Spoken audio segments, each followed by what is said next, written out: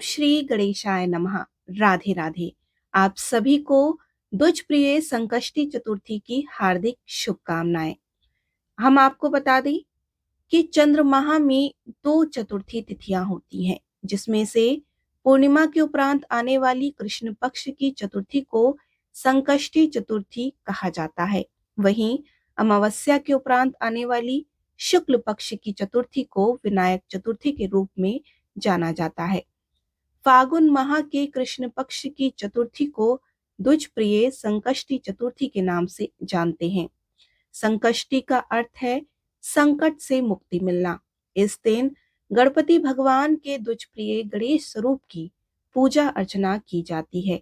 द्विज प्रिय संकष्टी चतुर्थी पर पार्वती नंदन गणेश जी के भक्त उनकी कृपा प्राप्ति हेतु कठिन व्रत का पालन करते हैं।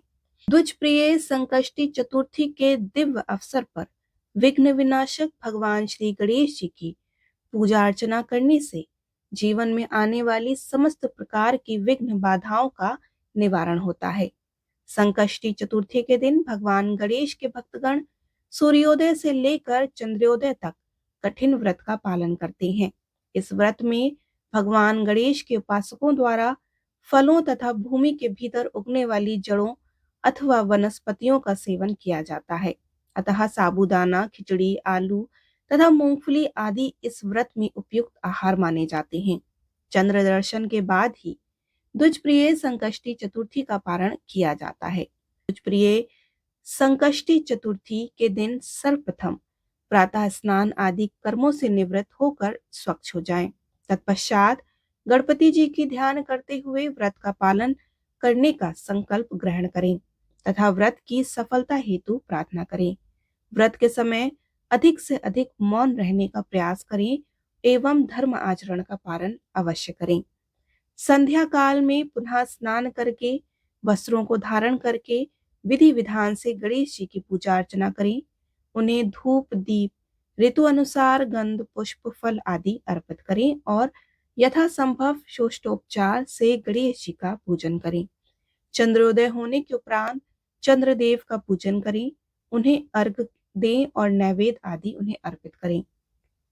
पूजन संपन्न होने पर व्रत का पारण करते हुए भोजन ग्रहण करें। द्विज प्रिय संकष्टी चतुर्थी के दिन आपको इसकी व्रत कथा अवश्य सुननी या पढ़नी चाहिए। आइए हम आपको इसकी कथा का वर्णन करते हैं। एक बार गणेश जी से माता पार्वती जी ने कहा कि हे वत्स, फागुन मास में चतुर्थी का कौन सा व्रत पूजन करना चाहिए, तो सो बतलाइए।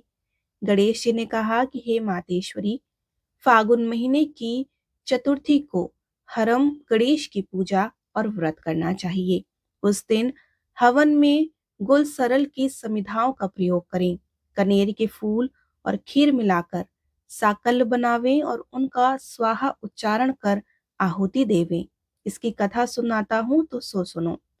सतयुग में युवनाश नाम का राजा धर्मपरायण के साथ राज्य करता था। उसके राज्य में विष्णु शर्मा नाम का एक विद्वान रहा करता था। उसके 7 पुत्र थे। सातों पुत्र अपने बहुओं के साथ अलग अलग रहते थे। विष्णु शर्मा प्रतिदिन अलग अलग पुत्रों के यहाँ भोजन कर अपना जीवन व्यतीत करता था। बहुएं अपने ससुर का आदर से स्थान पर तिरस्कार करती थी। एक दिन फागुन मास की चतुर्थी आई तो उस दिन गणेश चौथ का व्रत करके वह अपनी बड़ी पुत्र वधू के घर पर गया और बोला कि मेरा गणेश चौथ का व्रत है, इसीलिए पूजा का सामान दे दो।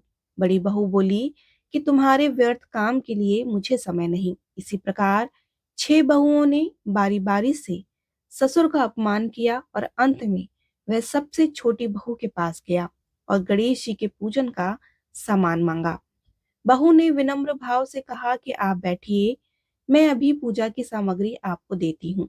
छोटी बहू पूजन का सारा सामान लेकर आई और बहू ने ससुर के साथ मिलकर बड़ी श्रद्धा के साथ गणेश जी का पूजन किया। छोटी बहू ने ससुर को आदर पूर्वक भोजन कराया और स्वयं भी भूखी रही। रात को विष्णु शर्मा को वमन हो गया और साथ ही दस्त भी होने लगे। शरीर मल मूत्र हो गया और यह देखकर बहू ने अपने ससुर के वस्त्र एवं शरीर को जल से साफ किया और जाकर सारी रात ससुर की सेवा की। गणेश जी की कृपा से सवेरे ही ससुर की तबीयत ठीक हो गई। गणेश जी की कृपा से छोटी बहू के घर में धन ही धन हो गया।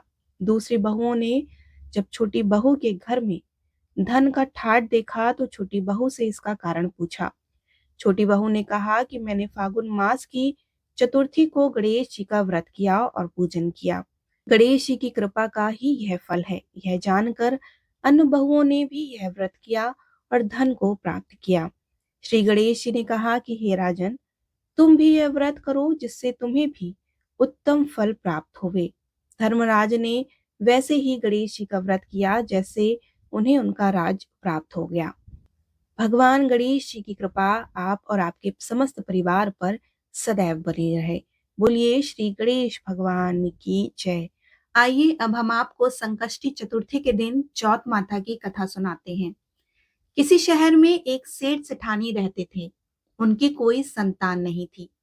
इससे दोनों बहुत ही दुखी रहते थे। एक बार सेठानी ने पड़ोस की स्त्रियों को चौथ का व्रत करते हुए देखा तो पूछा कि आप यह किस व्रत को कर रही हैं? इस व्रत को करने से क्या फल मिलता है? तब उन्होंने बताया कि इस व्रत को करने से धन, वैभव, पुत्र, अमर सुहाग प्राप्त होता है। घर में सुख शांति का वास होता है। तब सेठानी बोली कि यदि मेरे पुत्र को हो जावे तो मैं चौथ माता गणेश जी को 1.25 किलो तिलकुटा चढ़ा दूंगी। चौथ माता की कृपा से 9वें महीने पुत्र की प्राप्ति हो गई और वह चौथ माता को तिलकुटा चढ़ाना भूल गई। लड़का बड़ा हो गया और सेठानी को उसके विवाह की चिंता हुई तो उसने चौथ माता को 5.25 किलो का तिलकुटा बोल दिया। लड़के की सगाई अच्छे कुल वाली सुंदर सुशील कन्या से हो गई और लग्न मंडप में फेरे होने लगे। लेकिन भाग्यवश सेठानी फिर से तिलकुटे का भोग लगाना भूल गई।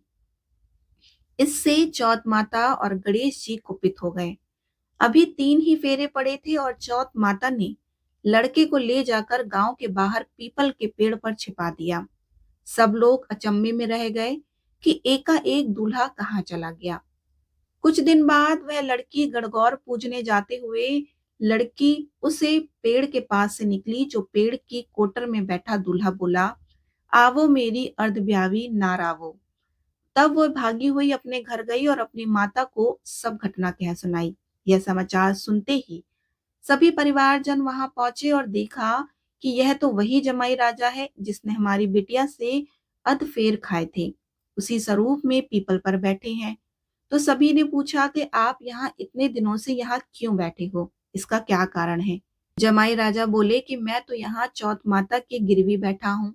मेरी माता से जाकर कहो कि वह मेरे जन्म से लेकर अभी तक के ब्योले हुए सारे तिलकुटे का भोग लगाकर और चौथ माता से प्रार्थना करके क्षमा याचना करे, जिससे मुझे छुटकारा मिले। तब लड़के की सास ने अपनी समधन को जाकर सारा हाल सुनाया।